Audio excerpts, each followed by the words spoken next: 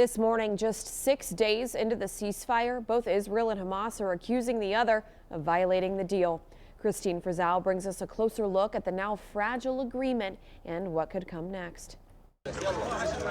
On the fragile ceasefire in Gaza, feelings of hope interwoven with those of despair and concern of an agreement being tested at every turn. This woman says they've made promises to us in the past, but no one has done a thing. Of the 4 bodies of hostages handed over by Hamas Tuesday, the DNA of one of them does not match the DNA of any hostages.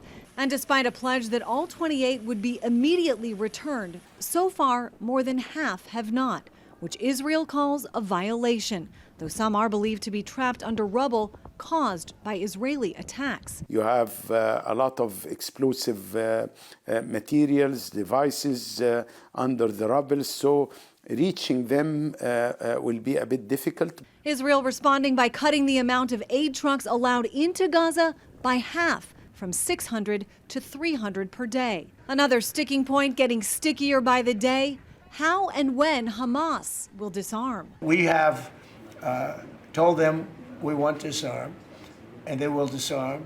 And if they don't disarm, we will disarm them. And it'll happen quickly and perhaps violently. But members of Hamas are said to be behind the public execution of 8 Palestinians. This photo from a gruesome video making the rounds on social media. There have also been at least 2 shooting attacks by Israeli Defense Forces troops. Suspects said to be crossing a yellow line and putting those troops in danger.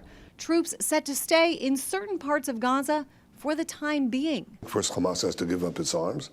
And second, you want to make sure that there are no weapons factories inside Gaza. There's no smuggling of weapons into Gaza. That's demilitarization. We agree that that's part of the plan. That plan, based on President Trump's 20-point ceasefire deal, still has many more phases to work out. That includes answering the question of who will secure and govern Gaza for the foreseeable future. I'm Christine Frizzell reporting.